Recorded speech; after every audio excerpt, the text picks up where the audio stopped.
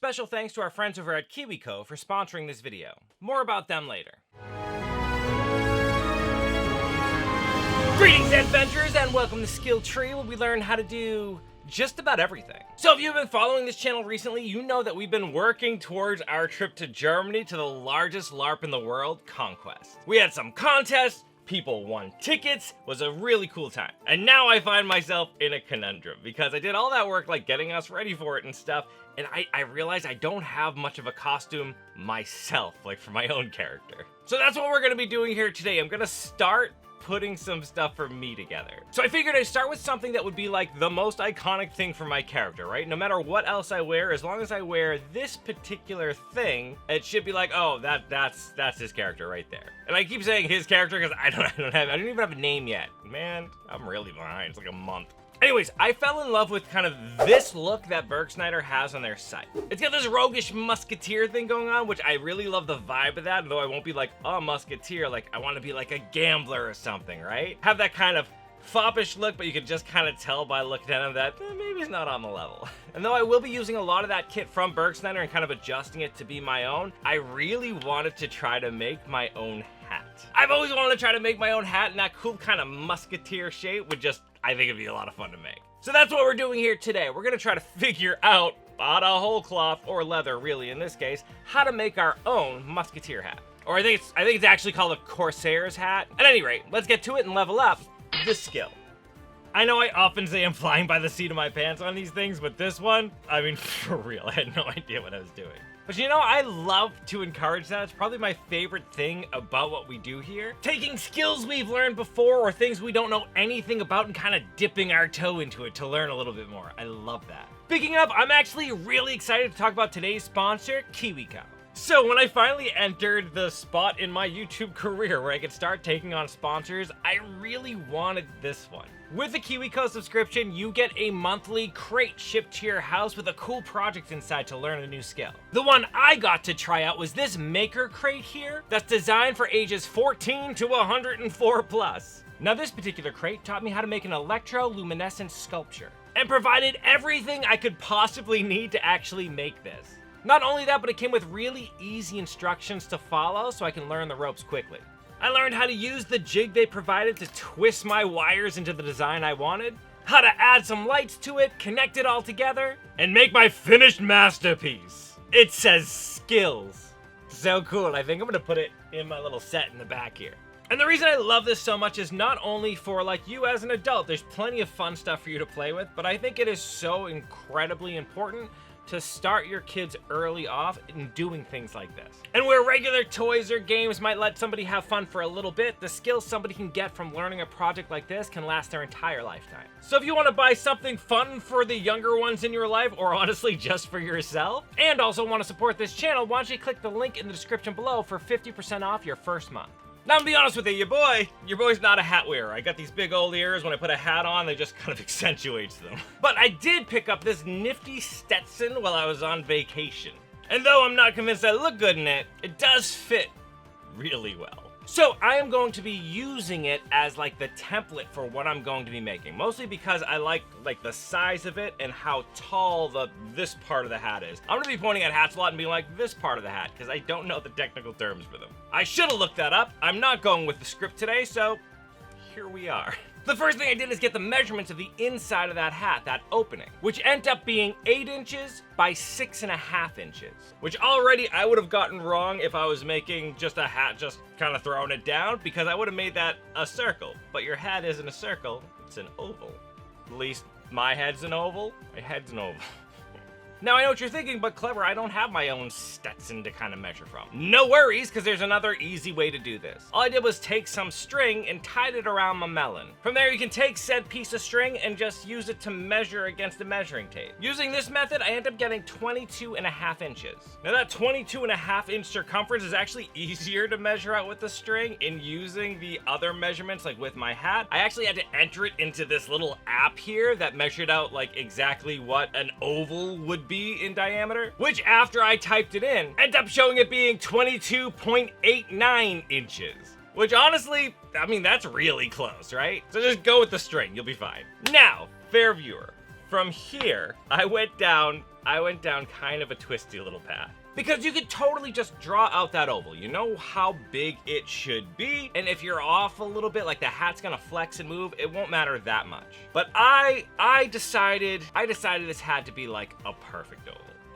Let me reframe that. Hold on. Let's walk you through the madness here. I first went ahead and I folded up some paper in half and then in half again, so that when I unfolded it, I had this perfect kind of cross here to work off of. On the longest line, I put my longest measurement, making sure it was exactly centered on the paper. Then I did the same thing with my shorter measurement on the shorter line. I figured just kind of knowing where these points were as a guide would make it so I can just kind of fold that paper back in half and freehand my oval. Then if I just copy that same mark on the other side, it would have been symmetrical, if not perfectly oval. But it wasn't good enough for me. It wasn't coming out how I wanted it to in my stupid brain cage. So I busted out my compass and started doing some seriously complex geometry. Guys, in order to get a perfect oval using just circles to form the oval, it's like a 15-step process, and I kept getting it wrong. It was frustrating. So after drawing circle after circle and making my own compass, because of course the compass I had wasn't long enough to bridge the whole thing, I slowly descended into madness.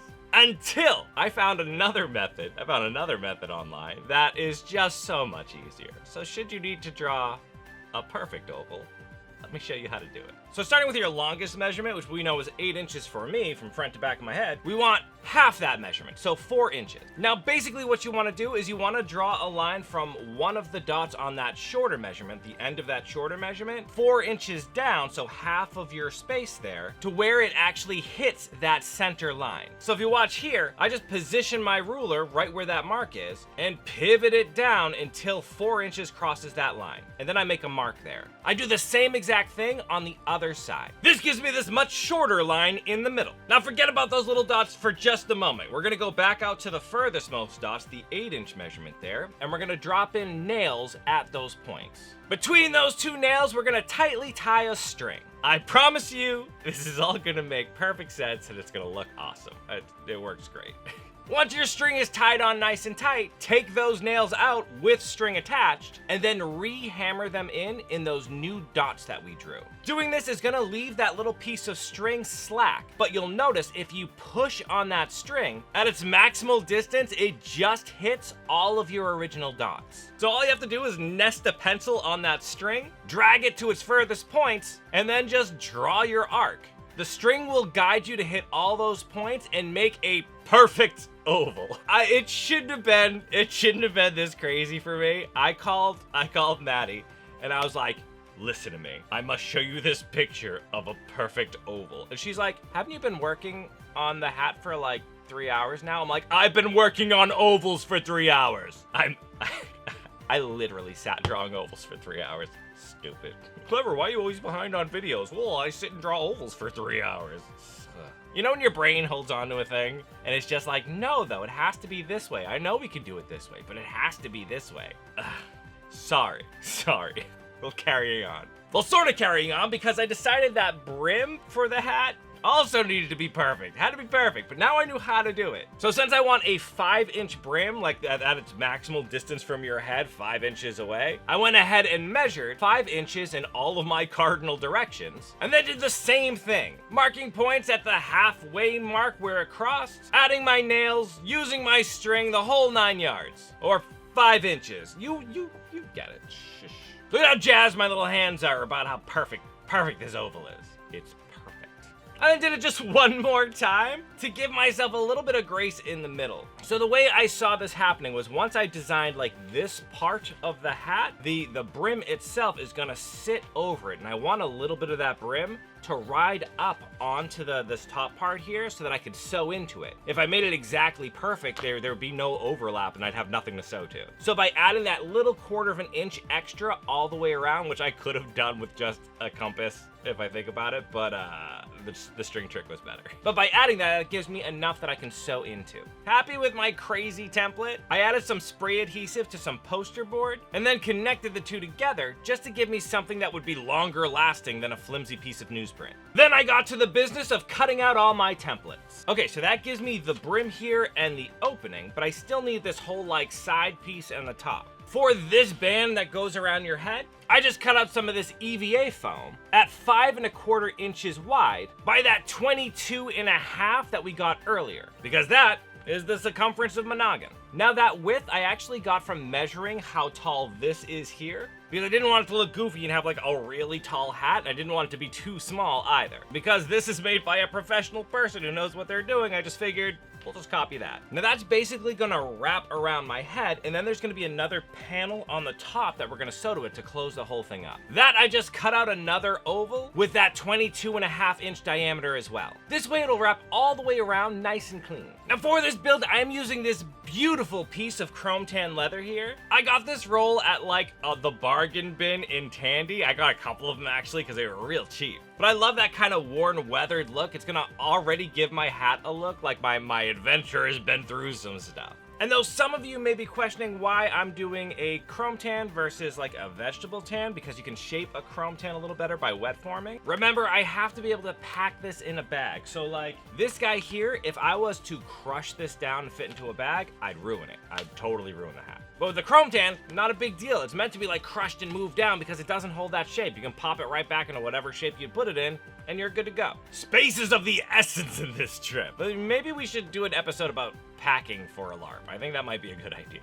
Oh, and because I forgot to mention it, this is only about 2½ to 3 ounce leather, so fairly thin. Now, of course, I just went ahead and traced my templates right onto it, and then cut that out of the leather. Though with that top part, that top oval, I realized I made a mistake because I still need to sew that onto the rest of it, right? So I need to give myself that little 1/8 inch seam allowance so that it all fit right. But it's no big deal, because when making my mark, all I had to do was follow this line with my wing divider set at that 1/8 inch. So the mark ended up being an 1/8 inch out, but still perfectly like this. I didn't have to make another oval bigger, though I would have, and it would have been perfect.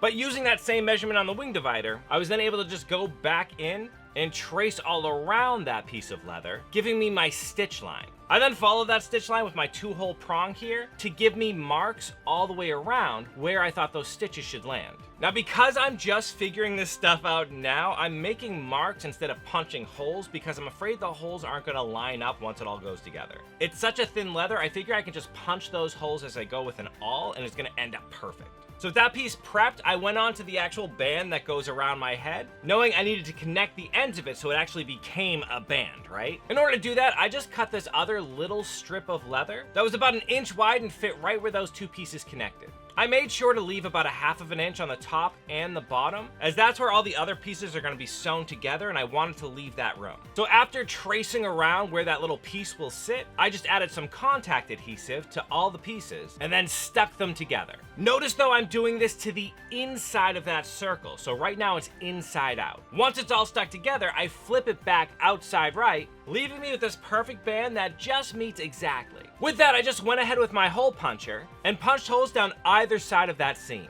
Doing this lets me go back in with some wax thread and put in this nice crisscross pattern. This is a super simple pattern to do. It'll hold nice and strong, it'll look really cool, and it even leaves a nice design on the inside. I want this thing to look kind of rustic and hand sewn together, so having these really big, bold stitches really kind of speaks to me. Though if you were to do it yourself, you can hide those stitches by just giving yourself seam allowance, and instead of doing that little strip of leather, you just fold it in on itself like you would any seam. Or you can try to saddle stitch it, you can do a baseball stitch, it's your world, have fun. I just really like how this stitch came out. Once that's done though, I'm gonna turn that piece back inside out so I can sew the top onto it. Now to connect that top piece onto that band, I just made sure the finished sides were facing each other, and then followed those hole marks that I made earlier, punching through both pieces. Then using a saddle stitch, connected them together. Doing this, it was really easy to just make sure the edges were perfectly lined up, punch holes through it, and then hit it with my stitch. This method, though it takes a little bit more time, makes sure that all of my holes match perfectly.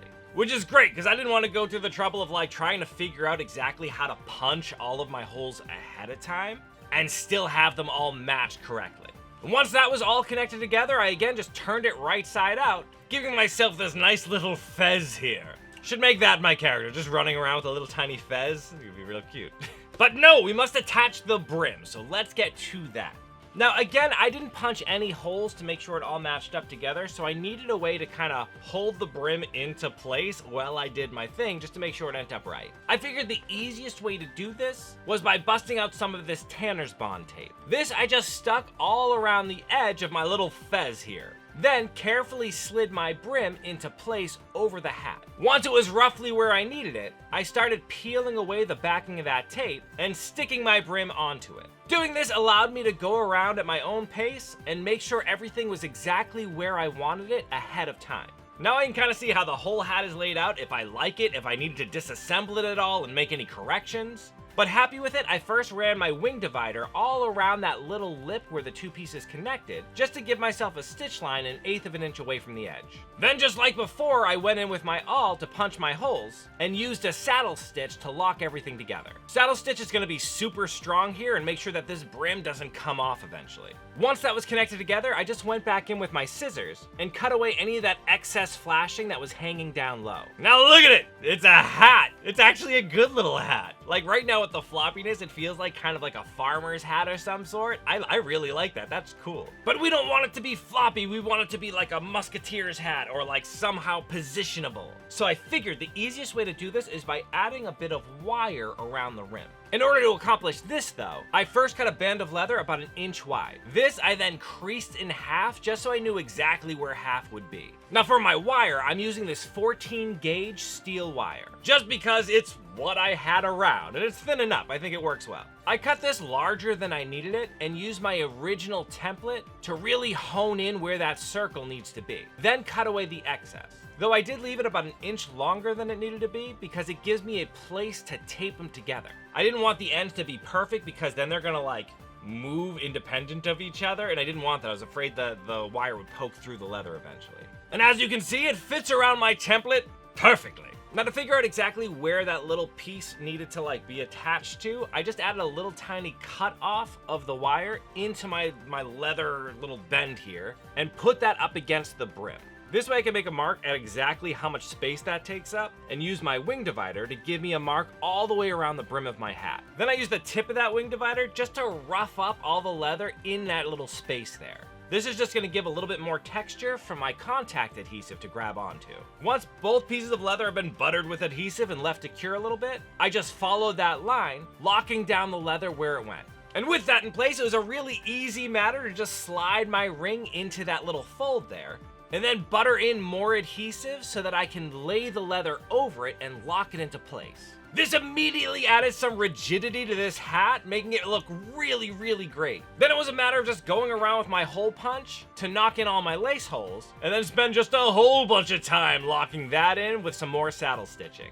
And I'm not gonna lie, my saddle stitching is getting really good because of projects like this. It's never a small thing I have to saddle stitch. It's always like a huge process. But I am for sure leveling up that skill. I'm getting much faster at it. And now this thing is looking like a hat. Look at it. Oh my god, that's so cool. Now one of the biggest earmarks of it being like a little musketeer hat though is that it kind of bends up on one side. I assume this is so you could shoot with your musket on that side, or in my case, draw a bow, because I'm not gonna have a musket. It's not that kind of lark, at least not for me. So in order to keep that right where I wanted, I first punched a hole through the brim and the top of the hat with my awl. Then I used an actual hole punch to make the hole bigger right where it went. This allows me to screw in a conch shell, which is just like this decorative button with a screw on the back of it, locking that in place and giving me a little extra flair. Now this one has like a kraken on it, which is there's a little bit more piratey. I think am I making a pirate hat? Anyways, I can just say he bought it in a port town or won it off of a sailor. That's it, he won it off of a pirate. Perfect. Oh, I want this pirate to now be chasing me for his hat. Who wants his hat back? Now, in order to really wrap this thing up to make it finished, I wanted to add something to this part here. As you see, most of them have like a little banding here or something. I'm sure part of it is to like hold shape or whatever. If you know how to make hats, if you're a milliner, why don't you tell me down there what it's for? But in this one, I'm just kind of putting it in there because I wanted to break that up a little bit. It feels really tall, even though it's actually a little bit shorter than this one is. Before this, I just made this little leather belt here that was about 1 inch wide. This I slid into place and then added a jaunty little card here because my boy's a gambler. And check this thing out! I made a hat just from scratch. And though like everything in me wants to like cowboy it up, like wants to pinch this here. If you look at pictures of it, that's not really how it was done. It would be just kind of this hat. I'm really proud of it. I might decide later on, maybe I want to line it or something, but for now, I think my dude is going to be wearing like a bandana as well, so I'm not too worried about it. It fits my dome like perfectly, and it should, because I went crazy measuring out my perfect oval head. But look at that, it's comfortable, it fits me exact. I can change this to be whatever I want it to be because it'll look, shit, glass everywhere. Just too excited. Gotta clean all of it up. So I've decided to think of that little mishap as a good thing for two reasons. One, my workshop now smells of juniper, so that's nice. And two, you know how like when you have a ship about to sail and they break the bottle on it for good luck or whatever? That's what just happened. I've christened my hat. You are now called Juniper. You are Juniper Hat. Or Gin Whistle. I don't know, come up with a fun Juniper or gin themed name for my hat in the comment section. Also an F in the comment section for the Empress that I just dropped on the ground. Man, hurts real bad. Nope. It's a positive thing. We've christened this hat. I've decided. All right, well, that's all I've got for you. If you enjoyed my shenanigans on this episode, give me some of that like and love, and don't forget to subscribe so you know when I release new content. In the meantime, though, keep leveling up, you. You've made it to the end screen. YouTube loves it when you do that. It is a fantastic way to support this channel. Another fantastic way to support this channel is by joining these people's noble ranks. These are my Patreon members, and honestly, we couldn't do any of this without them. Special shout out to my newest high tier level Patreon member, Sherry Netzer Egerton. Again, we super appreciate you supporting us in this way. It means the world to us.